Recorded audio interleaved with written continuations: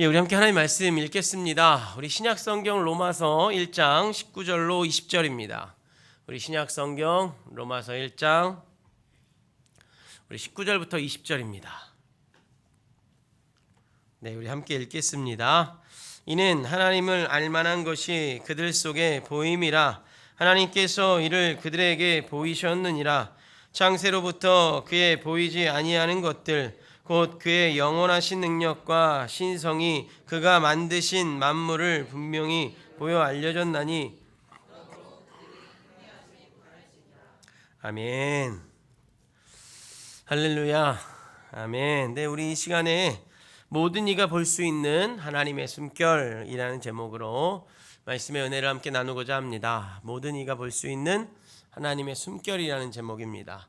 우리 먼저 옆 사람하고 인사할까요? 사랑하고 축복합니다. 사랑하고 축복합니다.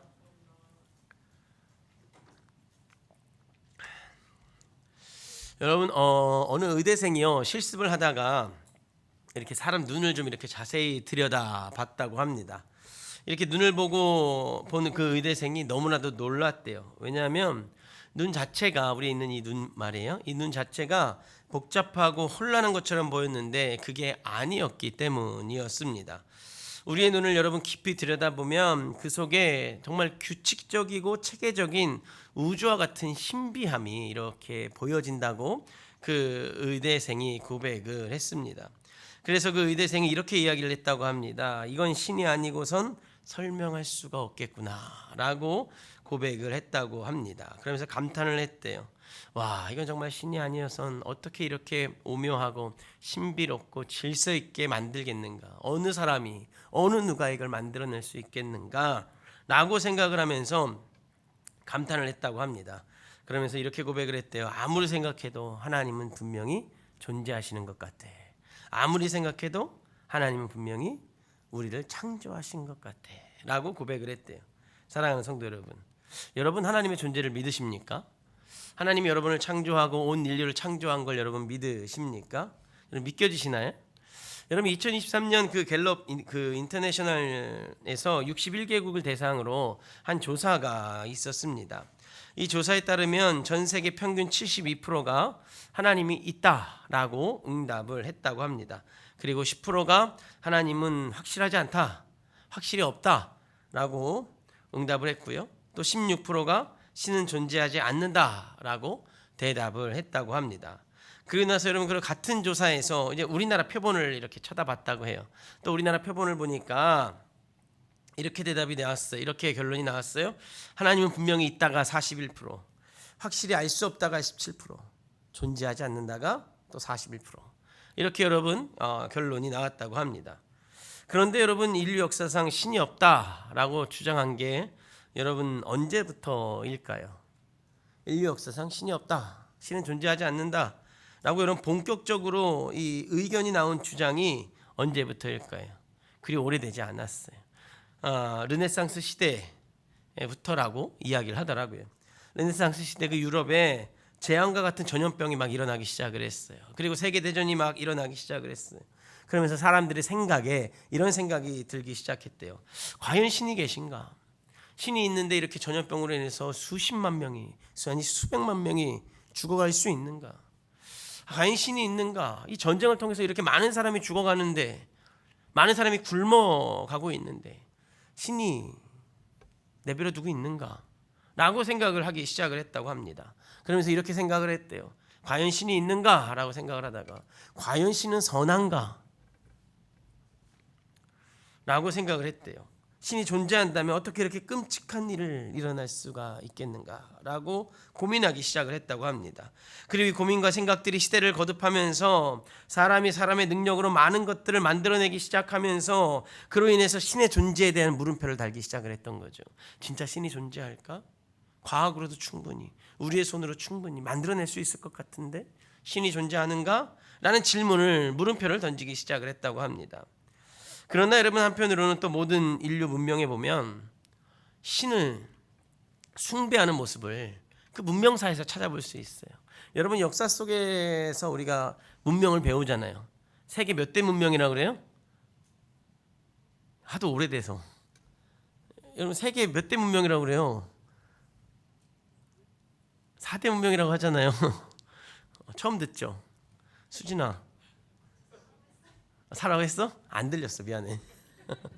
하여튼 여러분이 4대 문명이 있어요. 4대 문명. 중국과 인도와 아프리카와 그 중동의 유프라테스와 티그리스 강 사이에 있는 그 4대 문명이 있어요. 근데 여러분 이 4대 문명 발상지에 가서 보면 그 이 문명의 흔적을 보면 너무나도 신비한 건 이 4대 문명 초기에 신을 숭배하는 장면들이 그림으로 벽화로 모습으로 남겨져 있다라는 거예요. 물론 여기서 말하는 신은 우리가 믿는 기독교의 하나님이 아닐 수는 있겠죠. 그러나 분명 중요한 사실은 뭐냐면 초기 인류는 신에 대한 존재를 부정하지 않았다라는 거예요. 신을 인정할 수밖에 없었고 신을 인정하며 삶을 살았다라는 거예요. 그럼 여러분 이 신이 없다고 주장하는 이 시대 상황 속에서 여러분 우리는 어떻게 하나님을 만났으며 또 만나야 할까요? 아직 믿지 못하는 자들 참 많은데 여러분 이들은 예수님을 하나님을 어떻게 만날 수가 있고 또 우리가 먼저 만났잖아요. 그 만난 하나님을 어떻게 이들에게 전할 수가 있을까요? 여러분 아마도 여기 앉아 계신 분들마다 하나님을 만나신 경험이 분명히 있으실 거예요. 그리고 또 어떤 분들은 아직인데요? 라고 답변을 하시는 분도 계실 거예요.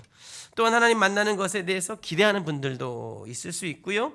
하나님 만나는 것에 아무 감정이 없는 분도 또 있을 것 같기도 해요. 그러나 여러분 분명한 건 하나님은 살아계시는 것과 그 하나님이 우리 안에 함께하고 계시다는 거, 우리와 함께 살아가고 계시다는 거예요. 그 좀 전에 말씀을 시작하면서 나누었었던 그 의대생의 고백처럼 문명을 시작한 사람들의 흔적처럼 이 신은 하나님은 분명히 존재하고 계시다라는 거죠. 그래서 여러분 우리가 먼저 알아야 할 것이 있어요. 그것은 뭐냐면 내가 만나야 할 하나님에 대해서 우리가 먼저 알아야 돼요. 내가 만난 하나님, 또 내가 만나야 할 하나님, 내가 만나고 싶은 하나님이 어떤 하나님에 대한 것인지를 먼저 우리가 이해를 하고 하나님을 만나는 자리로 나아가야 될 거예요. 여러분 한 가지 질문해 볼게요. 여러분 소개팅 해보셨습니까? 안 물어볼게요. 해봤어요? 안 해봤어요? 미안해. 여러분 선을 본 적 하여튼 선이든 소개팅이든 뭐 비슷한 말이니까 여러분 소개팅이나 선을 한번 해보신 적 있으신지요? 소개팅 하게 되면 어떻게 됩니까? 상대방의 신상에 대해서 먼저 물어보잖아요. 그리고 궁금해하잖아요. 그리고 여러분 요즘 같은 시대는 누군가를 소개를 받으면 그 사람에 대해서 신상 조사를 먼저 들어가기 시작을 하죠. 일명 우리가 신상 털기를 하잖아요. 다양한 SNS를 통해서 인맥을 통해서 막 다양한 방법을 통해서 그 사람의 이렇게 모습을 이렇게 보고 상대방을 먼저 알아가잖아요. 그리고 여러분 그 다음에 어떻게 해요? 기대하든지 실망하든지 여러분 이렇게 그 다음에 선택을 하잖아요. 여러분 하나님 만나는 과정도 이와 같은 것 같아요. 하나님을 알아야 되죠. 하나님 알아야 돼요. 그렇다면 여러분이 알고 계신 하나님, 여러분 어떤 하나님이신가요? 가장 먼저 여러분 창세기 1장 1절에 보면 하나님에 대해서 이렇게 소개를 하더라고요. 우리 같이 한번 읽어볼까요? 창세기 1장 1절 읽겠습니다. 시작. 태초에 하나님이 천지를 창조하시니라. 네, 태초에 하나님이 천지를 창조하시니라 라고 하나님에 대해서 소개하고 있더라고요. 여러분 믿음을 지닌 자도 믿음이 없는 자도 하나님 하면 하나님은 창조주지라는 이야기를 생각을 하게 됩니다. 여러분 왜 그럴까요? 세상 어느 종교도 어느 창조 이야기를 하고 있지 않기 때문이기도 하죠.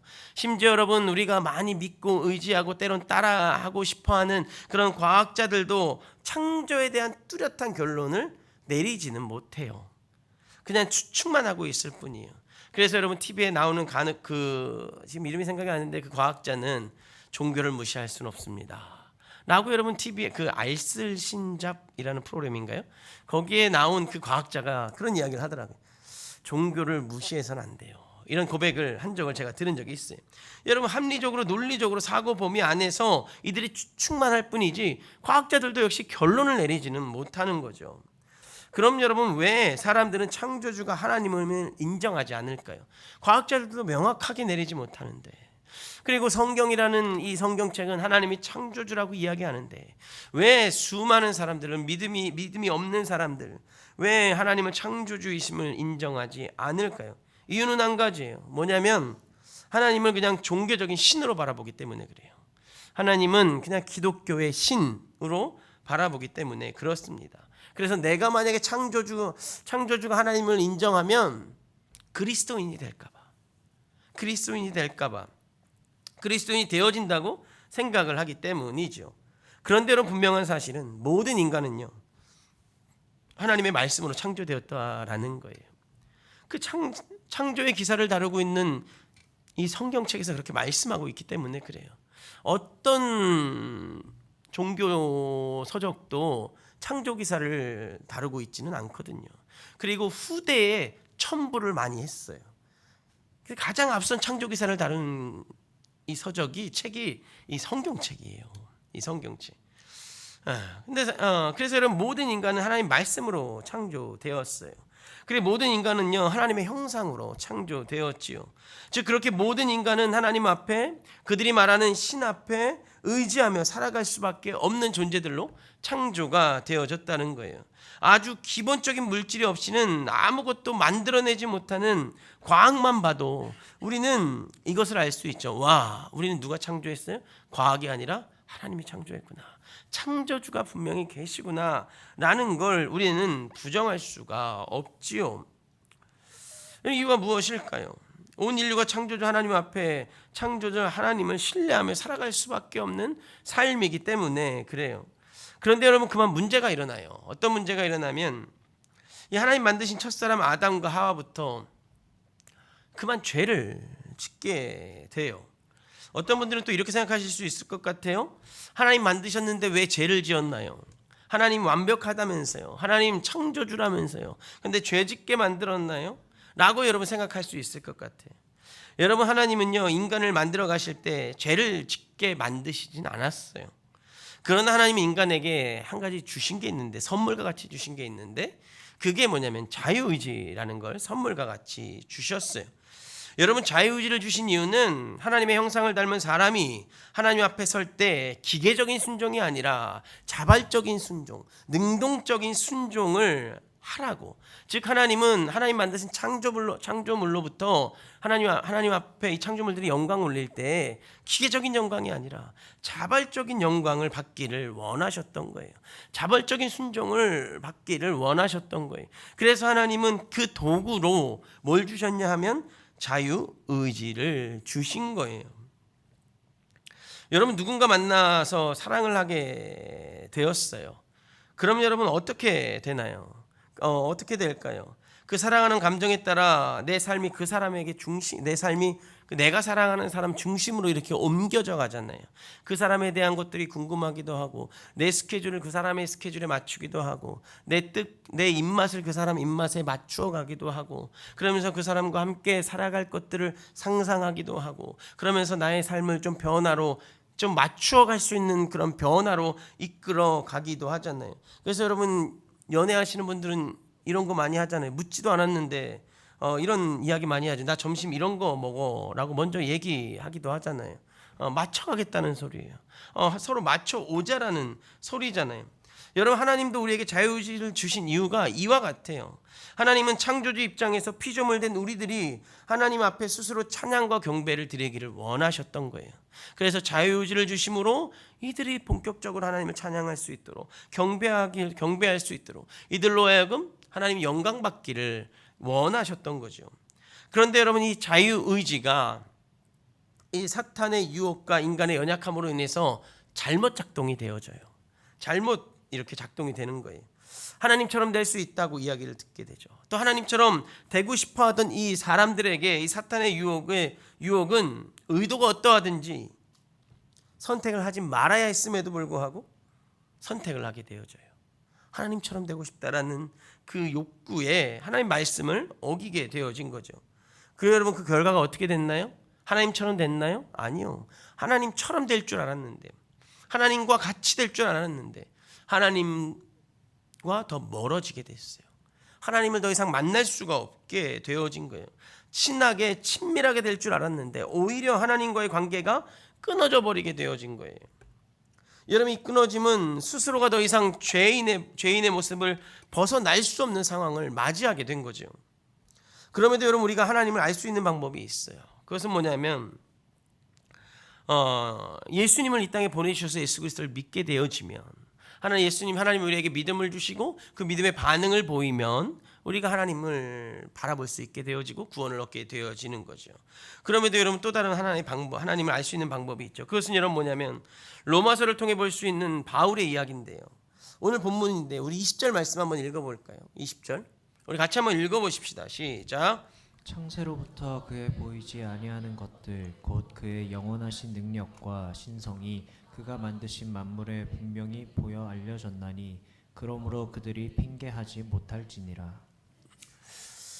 여러분, 바울은요, 하나님 만드신 이 창조 세계는 하나님의 손길이 있다고 말하는 거예요. 오늘 제목에 제가 숨결이라고 했는데 하나님의 숨결이 있다고 말을 하고 있는 거예요. 그럼 여러분, 우리 이런 생각할 수 있죠. 그런데 왜 사람들은 하나님을 모른다고 하고 안 믿나요? 왜 믿기를 싫어할까요? 라는 여러분, 우리가 생각을 할 수 있어요. 하나님의 숨결이 자연 만물 가운데 있다면, 우리가 눈으로 바라보는 모든 만물 속에 하나님이 편재하고 계시다면, 하나님들이 왜 많은 사람들이 하나님을 믿지 않는 걸까? 왜 많은 사람들이 하나님에 대한 심지어 부정까지도 하잖아요. 왜 부정하는 걸까? 이런 여러분 질문이 우리 안에 있을 수 있어요. 그것은 왜 그러냐면 앞서 말씀드린 것처럼 인간의 지닌 죄의 본성 때문에 그래요. 빛으로 나가기 싫은 죄의 본성 때문에 그렇죠. 여러분, 예수님의 시대나 지금 우리가 살아가고 있는 시대가 환경과 상황은 변했지요. 그런데 여러분, 한 가지 변하지 않은 게 있어요. 그건 뭐냐면 인간의 죄성이에요. 아담 이후에 많은 사람들이 태어나고 죽었죠. 근데 그들에겐 인간의 죄성이 있었어요. 지금 여러분, 우리가 살고 있는 이 시대, 그리고 우리 안에도 인간의 죄성이 있죠. 하나님을 마음에 두기 싫어하는 것, 이 죄인의 속성인 거예요. 하나님과 함께하고 싶지 않은 거, 죄인의 속성이죠. 하나님 말씀을 듣기 싫어하는 거, 하나님 말씀 앞에 순종하기 싫어하는 거, 이 역시 여러분 우리 안에 있는 죄의 속성이죠. 그리고 이 죄의 속성은 여러분 바뀌지 않았던 거죠. 세상이 변했다고요. 지금 모든 문화가 섞여 있는 포스트 모던 시대라고요. 맞아요. 그런데 여러분, 본질은 변하지 않았다라는 거예요. 인간의 죄의 본질은 여전히 있어요. 시대는 변했어요. 자유롭게 세계 여행을 다닐 수 있는 시대가 됐고요. 여러분들이 원하면 얼마든지 수많은 정보를 접할 수 있는 시대가 됐고요. 여러분들이 모르는 거 있으면 얼마든지 GPT를 켜서 물어볼 수 있는 시대가 되었어요. 심지어 여러분, 참 무서운 건 뭐냐면 이렇게 오늘 말씀 있잖아요. 로마서 1장 20 오늘 말씀 있잖아요. 로마서 1장 이렇게 1장 1절 그 GPT에 말이 안 나와요. 그 GPT에 그 로마서 1장 설교를 좀 써줘봐 이렇게 물었잖아요. 그러면 수백 편의 설교가 쏟아져요. 수백 편의 설교가 쏟아져요. 걱정 마세요. 저는 제가 써요. 저는 제가 한 2주 3주 미리 이렇게 묵상하면서 쓰니까. 하여튼 그런 시대가 됐어요. 참 무서워요. 이렇게 시대가 빨리 변해요. 그런데 여러분, 인간의 죄성은 변하지 않아요. 인간의 모습은 변하지만 죄성은 변하지 않는다는 거예요. 인간의 죄의 본질은 여전히 있어요. 그럼에도 여러분, 하나님의 선하심을 우리가 발견할 수 있는데요. 그것은 뭐냐면 좀 전에 읽은 말씀에서 볼 수 있듯이 창조 세계를 통해서 하나님을 발견할 수가 있죠. 창조 세계를 통해서 하나님의 숨결을, 우리를 향한 하나님의 그 숨결과 하나님의 그 신성을 우리는 얼마든지 발견하고 체험하며 삶을 살아갈 수 있다라는 거예요. 그래, 하나님은 그렇게 모든 만물 속에 편재하고 계셔요. 얼마든지 하나님을 볼 수 있고, 얼마든지 하나님을 묵상할 수 있고, 얼마든지 하나님을 찬양하고 영광 올려드릴 수 있는 삶을 살아갈 수 있도록 하나님 우리들에게 환경을 만들어 주셨어요.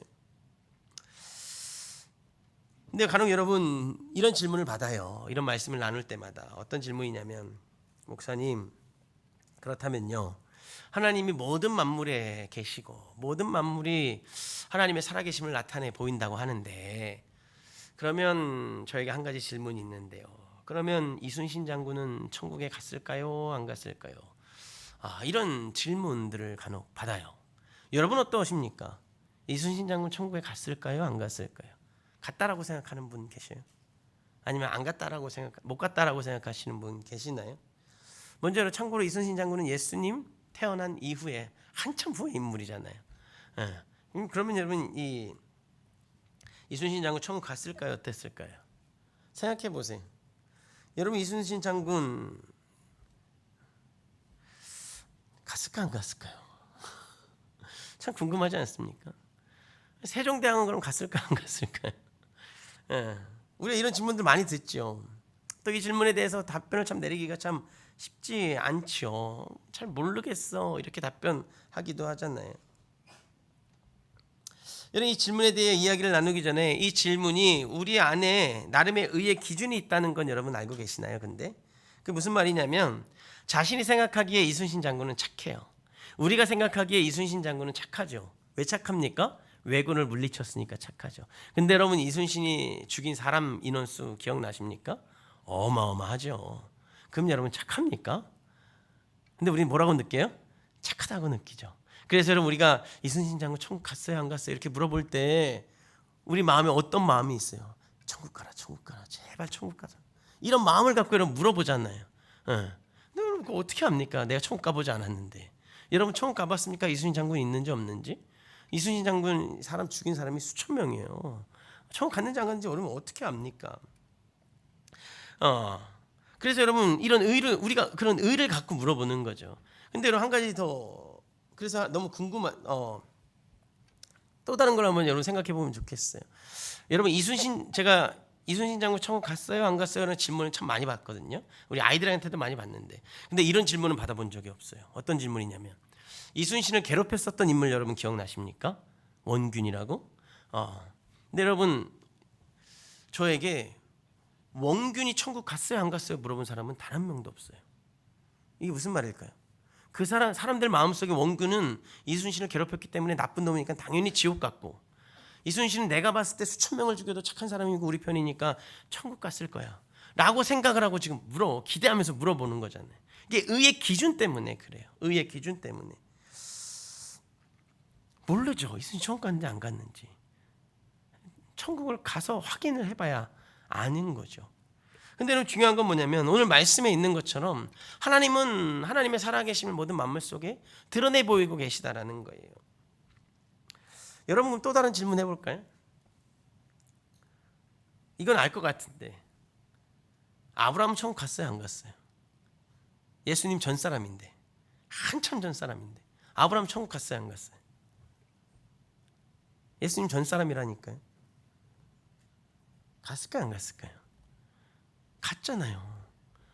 나사로 이야기 알잖아요 우리가. 갔어요. 여튼 여러분 이 이순신 장군이 천국에 갔을까요? 안 갔을까요? 여러분 이 질문에 대해 어떻게 생각하시는지 모르겠는데 제 답변은 저는 모른다는 거예요. 제가 안 가봐서 몰라요 천국을 아직. 먼저는 여러분 천국에 가서 제가 확인을 안 해서 모르고요. 사실 이 질문을 갖고 기도도 해보지 않아요 사실 저는. 하나님 천국에 갔나요 안 갔나요? 좀 알려주세요. 제가 아이들에게 시원하게 알려주게. 이렇게 기도도 해보지 않았어요. 왜요? 모든 만물에 하나님 계시니까. 모든 만물에 하나님 계시니까 기도도 해보지 않아서 그래서 잘 몰라요. 그런데 분명한 사실 한 가지는 뭐냐면 하나님은 자신을 드러내 보이셨다라는 거예요. 모든 만물 속에 하나님 자신을 드러내 보이셨다라는 거죠. 하나님이 어디 있어라고 질문하면 우리의 답변은 이래야 돼요. 온 세계 만물 가운데 하나님 편재해 계시지. 온 세계 만물 속에 하나님은 함께하고 계시지 라고 답변해야 되는 거예요. 그리고 여러분 그 답변 안에 이순신의 천국과 지옥행도 다른 사람의 천국과 지옥행도 여러분 그 안에 담겨져 있는 거죠. 그래서 이 말이 사투리인지 욕인지 잘 모르겠는데요. 누가 여러분 이렇게 질문한다면 하나님이 정말 세계 만물 가운데 있어? 라고 누군가 질문한다면 이 말이 사투리인지 욕인지 제가 몰라요. 찾아보진 않았는데. 근데 여러분 이렇게 대답하시면 좋을 것 같아요. 봐라, 하나님은 천지 삐까리에 널려 있다. 이거 여러분 사투리인가요? 사투리 맞아요? 천지 삐까리다라고 여러분 이야기하면 좋을 것 같아요. 하나님은 정말 하나님의 능력과 하나님의 신성은요, 눈만 돌리면 보이는 게 하나님의 능력과 하나님의 신성이에요. 우리가 보지 못해서 그래요. 내가 보지 못할 뿐이지 하나님의 능력은 천지 삐까리로 이렇게 깔려져 있다는 표현은 좀 그러니까 널려져 있다라니까요. 보인다는 거예요. 이게 하나님의 능력이고 하나님의 신성이에요. 모든 만물 위에 드러나고 있다라는 거예요. 여러분, 말씀을 한 가지 더 읽어보면 이런 말씀도 있어요. 사도행전 17장 26절부터 우리 28절까지인데요. 좀 길지만 우리 한번 읽어볼까요? 우리 26절부터 같이 쭉 읽어보겠습니다. 시작. 인류의 모든 족속을 한 혈통으로 만드사 온 땅에 살게 하시고 그들의 연대를 정하시며 거주의 경계를 한정하셨으니 이는 사람으로 혹 하나님을 더듬어 찾아 발견하게 하려 하심이로되 그는 우리 각 사람에게서 멀리 계시지 아니하도다. 우리가 그를 힘입어 살며 떠며 존재하느니라. 너희 시인 중 어떤 사람의 말과 같이 우리가 그의 소생이라. 아멘. 여러분, 사도행전 17장은요 아테네 우상 가운데 있던 자들에게, 아테네에서 우상이 많이 있는 그 아테네 한복판에, 신전 한복판에서 그 우상을 섬기던 자들에게 바울이 한 말이에요. 이렇게 고백을 하는 거예요. 하나님을 더듬어 찾을 수 있다고, 각 사람에게 멀지 않다고 지금 이야기를 하고 있는 거예요. 그럼 여러분, 이렇게 또 질문을 하겠죠. 그런데요, 내가 아는 사람은 산을, 들을, 꽃을 그렇게 좋아하는데 하나님 모르던데요. 손만 뻗으면 뭐만 들로 산으로 다니는데 그 들에 산에 편지에 계신 하나님 모르던데요.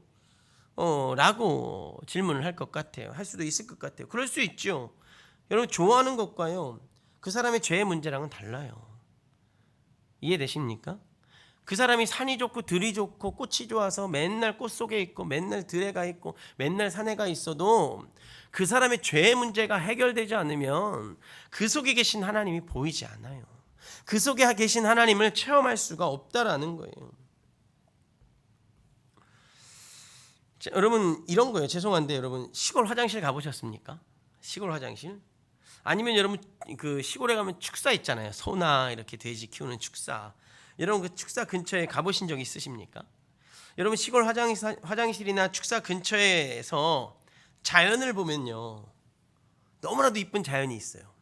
와, 내가 너무나도 산에, 어느 산을 갔는데 나무가, 그 꽃이 너무나도 이뻐요. 근데 내가 서 있는 그 앞에 바로 축사가 있어. 그 막 소 거름이 막 쌓여 있는 그런 축사예요. 근데 그 뒤로 꽃이고 이게 너무 이쁜 거예요. 그럼 여러분, 그런 상황 속에서 여러분 뭐가 먼저 들어올 것 같아요?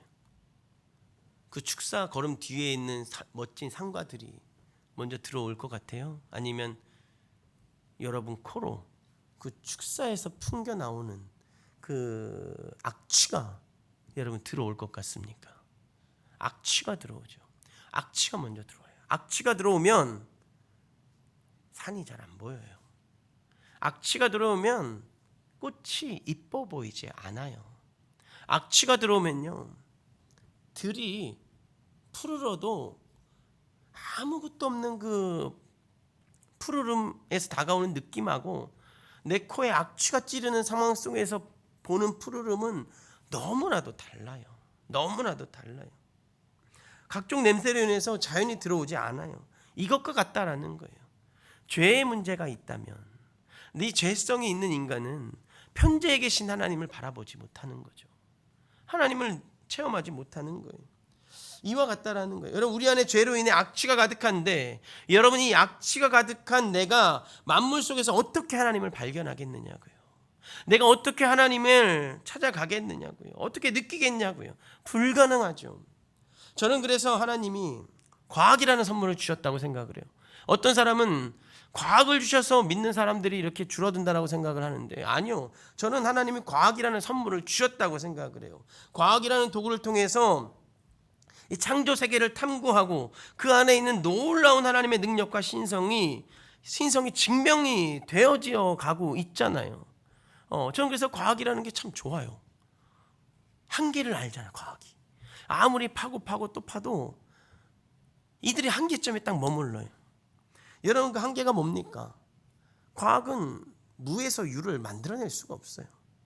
하여튼 작은 물질이라도 있어야 뭔가를 할 수 있는 게 과학이잖아요. 그래서 저는 이 과학이 참 좋다라고 생각을 하는 사람이에요. 쟤네가 하나님을 증명하고 있다. 무에서 유를 만들어 못하는, 유에서 유만 창조하는 그 한계를 보여주고 있는 저 과학이 참 좋다라는 생각을 하게 되어져요. 그러므로 해서 여러분 그 하나님의 능력과 신성을 드러내 보이고 있는 거거든요. 말씀을 한번 정리하겠습니다. 사랑하는 성도 여러분, 우리는요 언제든지 얼마든지 하나님 바라보고 묵상하고 느낄 수 있어요.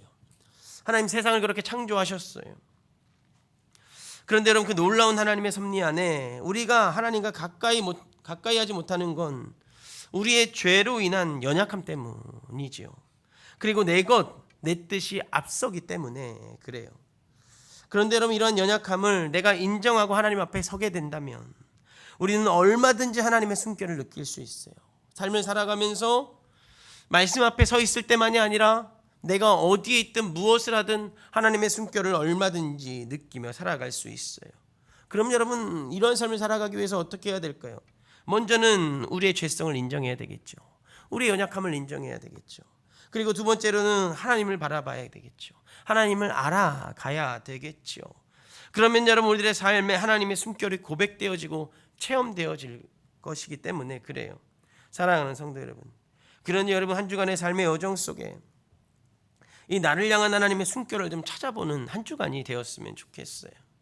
여러분 하나님의 숨결이 보여지지 않으면 우리의 연약함을 조금 하나님 앞에 고백하고 하나님의 숨결을 좀 보기를 원한다고 기도하며 하나님의 숨결을 좀 찾아가 보기를 원합니다. 그리고 여러분 시간과 노력을 좀 들여서 애씀을 좀 들여서 하나님의 숨결의 장소를, 하나님의 숨결을 느낄 수 있는 곳들을 한번 찾아가 보고 또 만나보는 시간을 좀 가져보기를 소망합니다. 그래서 여러분과 하나님의 숨결이 나와 함께하고 하나님의 숨결이 내가 살아가는 이 시대 속에 계시는구나, 편재하고 계시는구나 라고 여러분 고백하는, 또 그로 인해서 위로받는 한 주간이 되기를, 그래서 여러분 기쁨을 얻어내는 한 주간이 되기를 주님의 이름으로 간절히 축복을 하겠습니다. 여러분 한 가지 제가 말씀을 드리면 주나비전 공동체 수련회가 이제 돌아오는 목요일부터 시작이 됩니다. 여러분 목요일 그 기도원에서 시작이 되는데요. 목요일이 여러분 15일 광복절입니다. 그 기도원은요 자연 친화적인 기도원입니다. 산속에 있는 기도원이에요. 우리만 있는 넓은 대지에 우리만 있고 기도의 자리도, 소나무 밑에 기도의 자리도 여러분 원하면 대강당이든 소강당이든 어디서든지 엎드려 기도할 수 있는 그런 자리가 마련이 되어져 있어요. 여러분 하나님의 숨결을 느낄 수 있는 최고의 자리라고 생각이 됩니다. 그러니 여러분 2024년 우리 주나비전 공동체의 여름 수련회 목요일부터 15일부터 시작되거든요. 시간을 내셔서 하나님의 숨결을 맛보러, 기쁨을 회복하러 수련회에 참여하시기를 간절히 부탁을 드리겠습니다. 시간이 없는데요. 15일은 빨간 날이라니까요. 나라에서 쉬라고 한 날이잖아요. 나라에서 쉬라고 한 날, 여러분 나라에서 쉬라고 그랬다고 하나님과의 만남을 쉬지 마시고 하나님의 만남에 투자하는 우리가 되기를 주님의 이름으로 간절히 부탁을 드리겠습니다.